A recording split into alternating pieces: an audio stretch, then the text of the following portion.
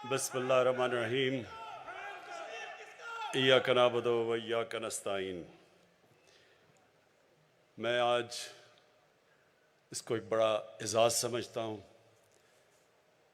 کہ world environment day کی celebration کو پاکستان کو ایک اعزاز ملا ہوسٹ کرنے کا، اور میں اپنے ملک کے لیے خوش ہوں اس لیے کہ بڑی جلدی ہمارا ملک ایک ورلڈ انوائرمنٹ کے میپ پہ آ گیا ہے کہ دنیا اب ریئلائز کرتی ہے کہ پاکستان وہ ملک ہے جو ان چند ملکوں میں سے ہے جو کہ فکر کرتا ہے اپنے آنے والی نسلوں کے لیے، اور لہٰذا آنے والی نسلوں کے لیے ایک بہتر جہان چھوڑنے کی جو وہ کوشش کر رہا ہے وہ اکنالج کی گئی ہیں، تو مجھے اس سے بھی بڑی خوشی ہے۔ میں اپنی قوم کے لیے، پاکستانیوں کے لیے، مسلمانوں کے لیے جو حدیث ہے نبی صلی اللہ علیہ وسلم کی، یہ بڑا ضروری ہے ہم سب کو سمجھنا، کیونکہ وہ دنیا کی تاریخ میں کبھی بھی ایسا لیڈر نہ آیا تھا، نہ آئے گا۔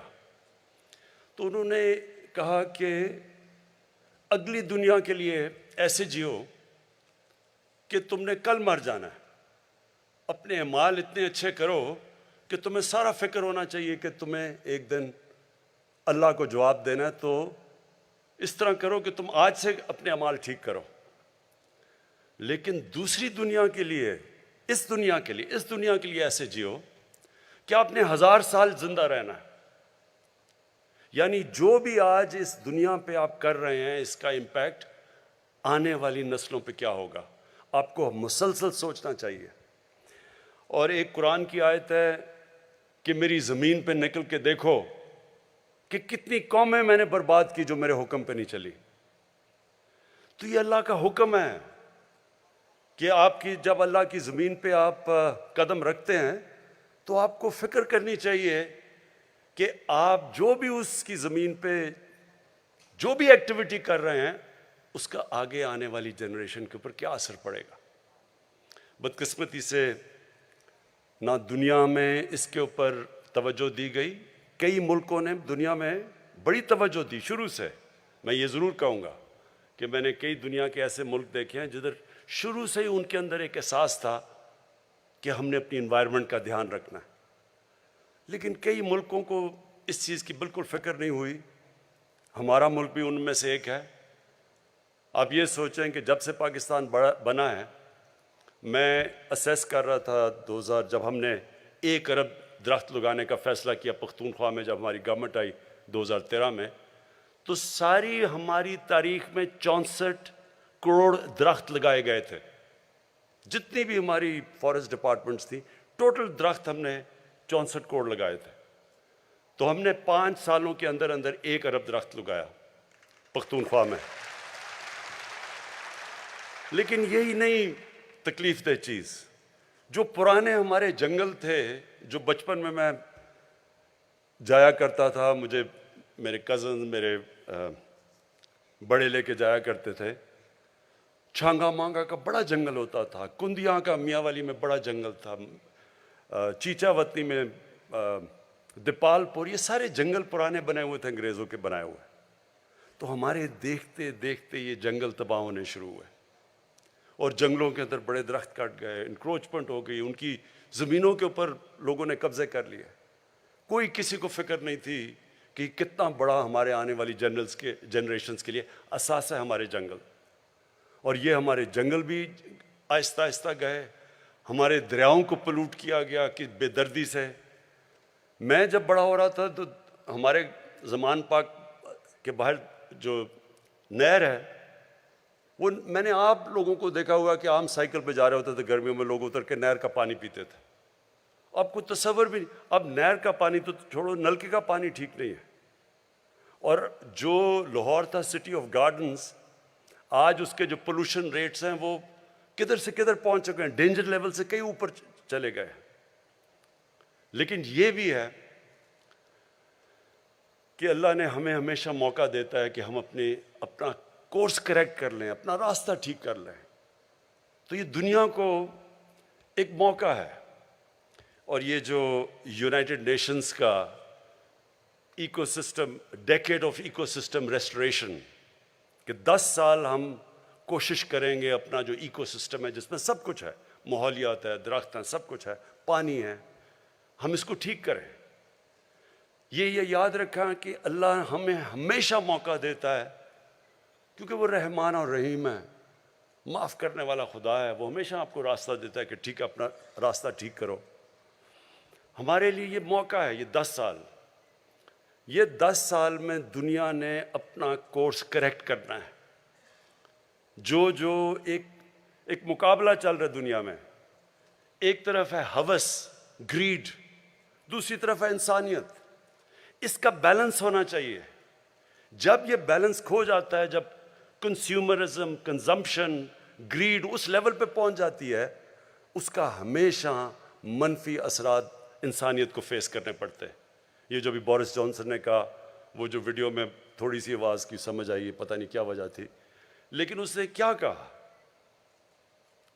اس نے بھی یہی بات کی کہ ہم اگر اپنی ماحولیات کا، ایکو سسٹم کا دھیان نہیں رکھیں گے، اس کے اثرات ہیں، انسانیت کو اس کی بڑی بھاری قیمت دینی پڑے گی۔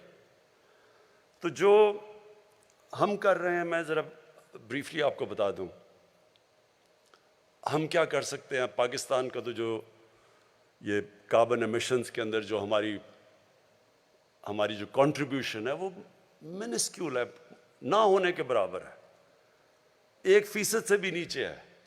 ہماری 22 کروڑ آبادی ہے، لیکن ہماری 1% سے بھی کم کاربن ڈائی آکسائڈ ایمیشنز میں ہمارا رول ہے۔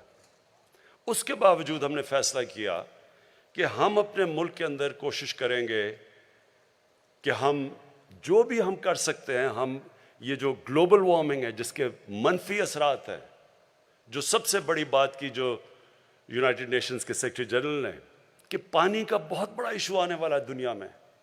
ابھی سے ہمارے صوبے آپس میں کہتے ہیں کہ جی ہمارا پانی چوری ہو گیا، ایک کہتا ہے ہمیں کم پانی مل رہا ہے۔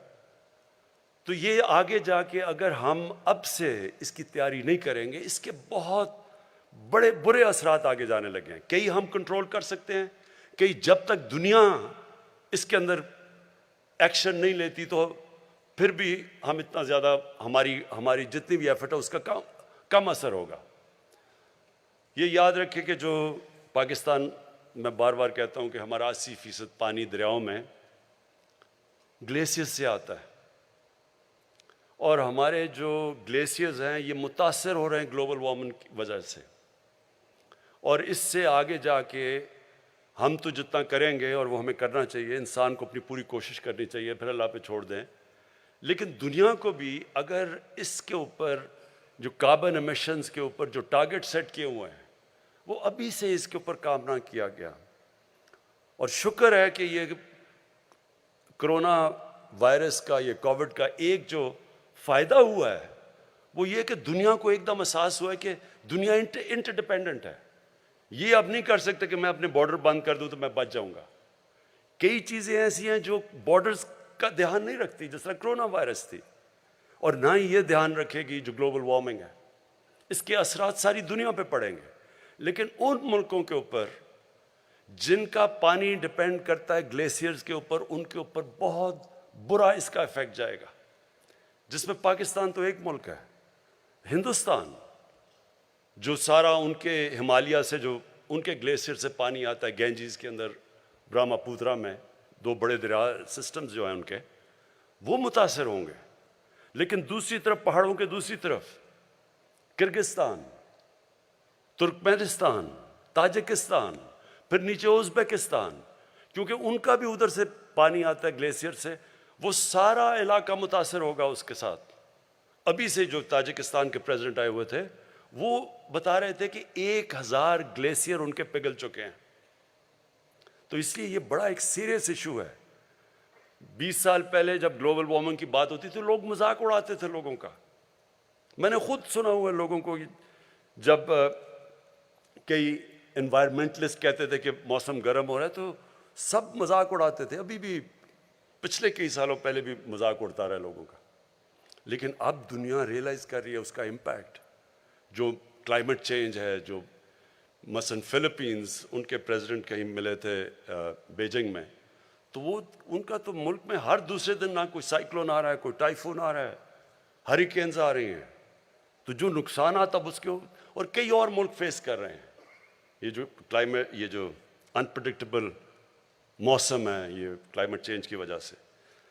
تو لہٰذا پہلے تو ہم کیا کر سکتے ہیں؟ پہلے تو ہمیں خود، اگر دنیا نہیں کرتی تو کیا ہم نے کچھ نہیں کرنا؟ نہیں، پاکستان نے، اور اللہ کا شکر ہے کہ اکنالج بھی کیا کہ جو پاکستان نے اب تک کیا. ہم نے آگے کیا کرنا ہے؟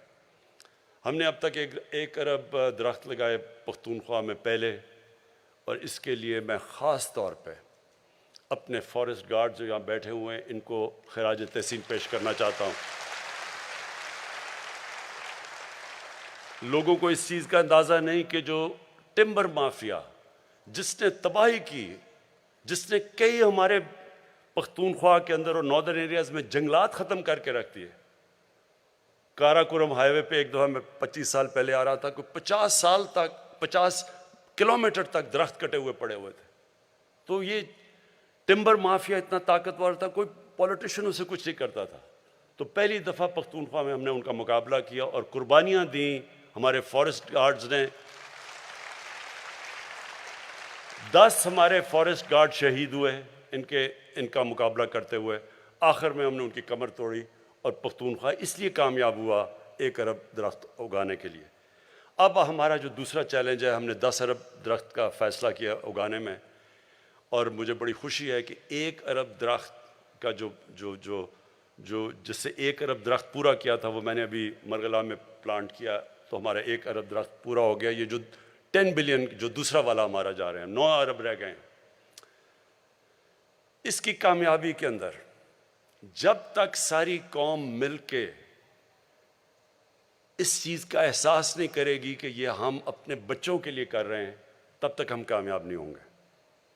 سب کو، اور میں یہ چاہتا ہوں کہ ہمارے اسکول کی ٹیچرز، میں سارے پاکستان کی ٹیچرز کو خاص طور پہ آج کہنا چاہتا ہوں، آپ کے اوپر بہت بڑی ذمہ داری ہے.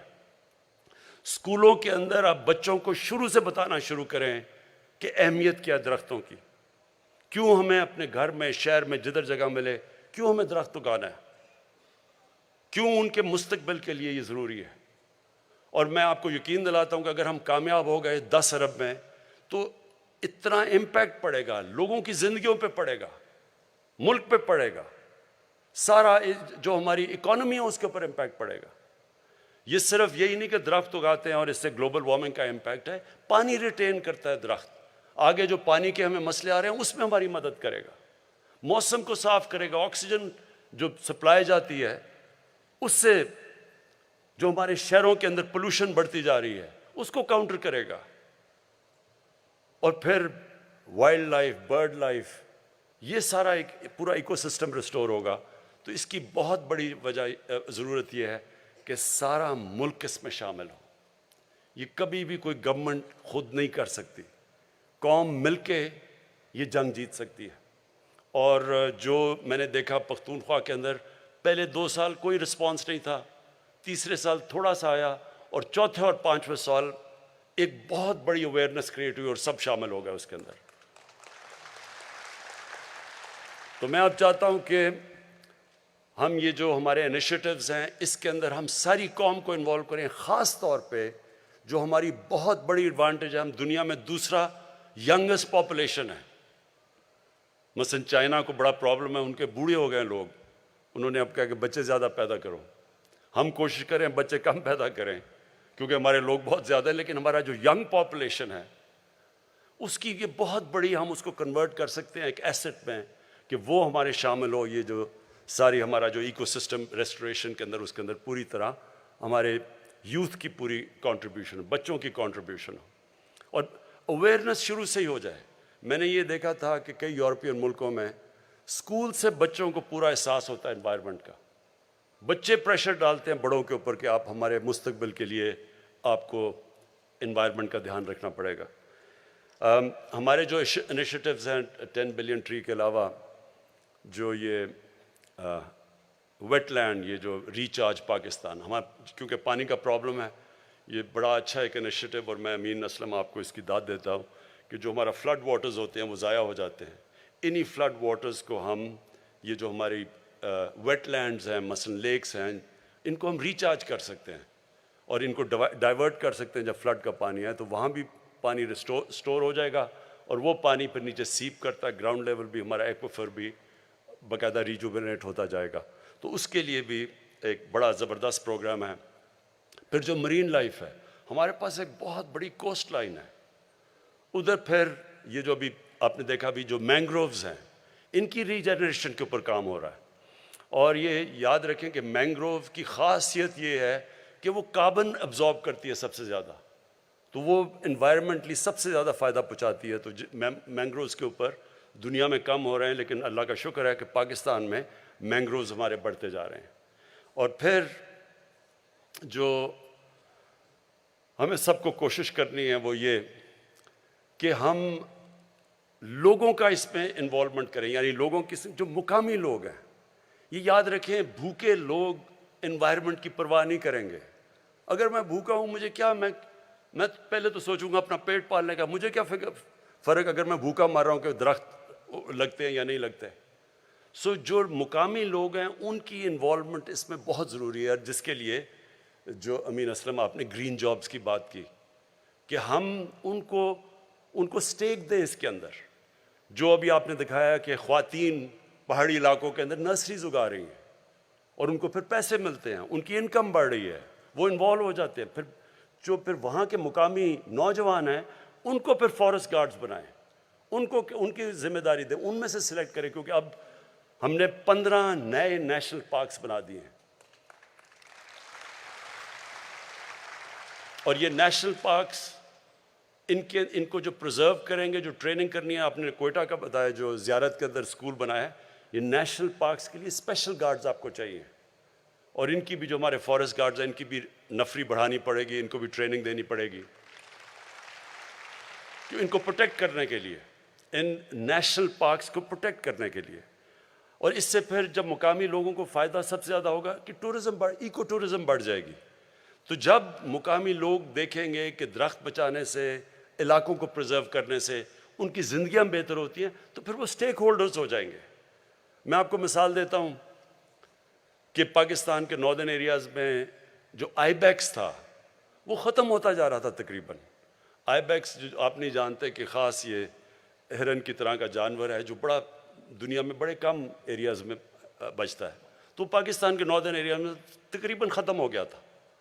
اس کے لیے ایک بڑا اچھا پروگرام آیا ٹرافی ہنٹنگ کا, کہ انہوں نے اسپیشل باہر سے لوگ آتے ہیں, $1 لاکھ دیتے ہیں ایک آئی بیکس کو مارنے کے لیے. تو وہ باہر سے آتے ہیں, وہ پھر $1 لاکھ جو وہ دیتے ہیں وہ سارا پیسہ ڈسٹریبیوٹ ہو جاتا ہے مقامی لوگوں کے اندر. تو پھر مقامی لوگوں کو جب پیسہ ملتا ہے وہ پروٹیکٹ کرتے ہیں. آج اتنا زیادہ پاپولیشن ہو گیا ہے آئی بیکس کا کہ وہ مجھے انہوں نے دکھایا ہم سڑک سے نظر آتے ہیں آئی بیکس پھرتے ہوئے اوپر, کیونکہ لوگوں کا سٹیک ہو گیا اس میں. اسی طرح ہم نے لوگوں کا سٹیک بنانا ہے نیشنل پارکس کو بچانے کے لیے, کیونکہ وہاں ٹورزم آئے گی, ان کا فائدہ ہوگا. یہ جو ہمارے سارے اب علاقے ہیں جو ہم ٹورزم کے لیے کھول رہے ہیں, ان کے اندر جو درخت ہیں ان کو بچانے کے لیے لوکل لوگوں کو ہم نے انوالو کرنا ہے, ان کی مدد کرنی ہے, ان کی روزگار بہتر کرنا ہے, تاکہ وہ پھر سٹیک ہولڈرز بن جائیں. آخر میں پاکستان کا جس طرح میں نے کہا ہماری کنٹریبیوشن گلوبل وارمنگ یعنی کاربن ایمیشنز میں منیمل ہے, نہ ہونے کے برابر ہے.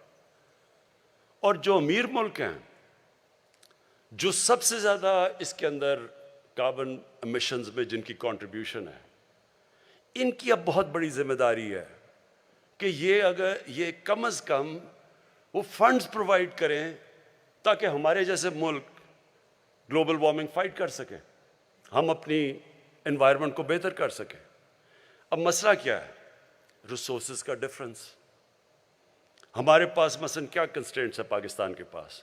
ہم نے بڑی مشکلوں سے پیسہ نکالتے ہیں اپنی 10 بلین ٹری سونامی کے لیے, اور پھر یہ جو کلین اور گرین پاکستان کے انیشیٹوز ہیں, ہمارے پاس آدھا پیسہ جو ہمارا ٹیکس کا وہ تو چلا جاتا ہے قرضوں کی قسطیں ادا کرنے میں, جو باقی بچتا ہے اس کے اوپر اتنا پریشر ہوتا ہے.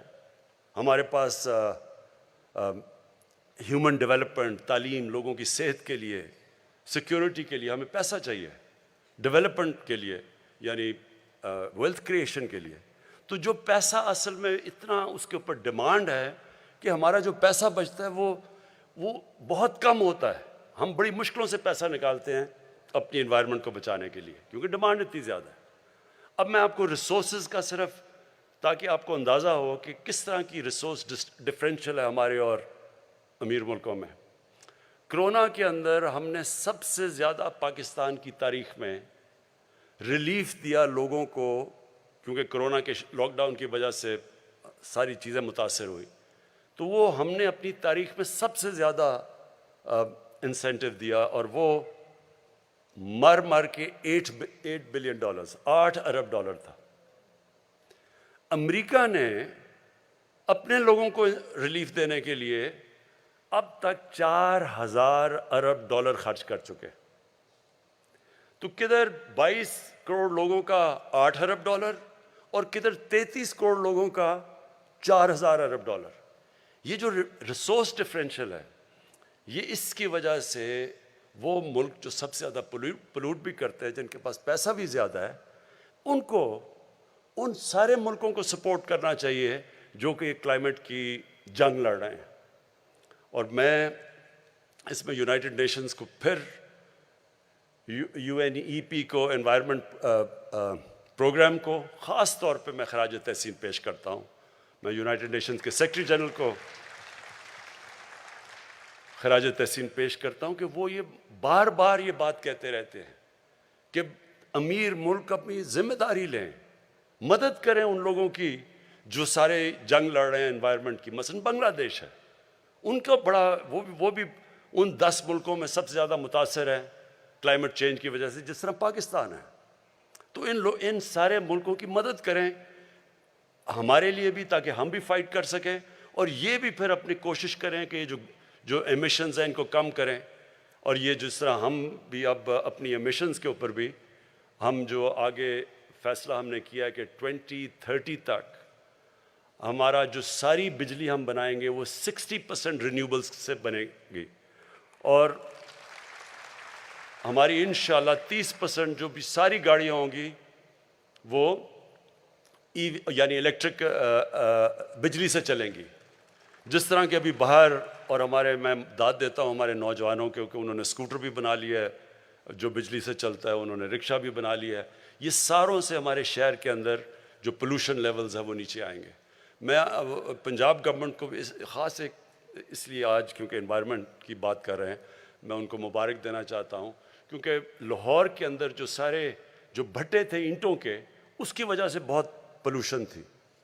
تو پنجاب گورنمنٹ نے 1 سال میں سارے جتنے بھٹے ہیں ان کو ایک نئی ٹیکنالوجی، زگ زیگ ٹیکنالوجی پہ لے آئے جو کہ یہ جو پلوٹ نہیں کرتے. تو یہ ہم سارا ملک کا، لوگوں کا اب دھیان ہی اس طرف جانا چاہیے کہ اس ملک میں درخت اگائیں، اس ملک میں اپنے دریا صاف کریں، اس ملک میں اپنے شہروں کے اندر درخت اگائیں تاکہ پولوشن لیولز کم آئیں، اس ملک میں ہم صفائی کریں.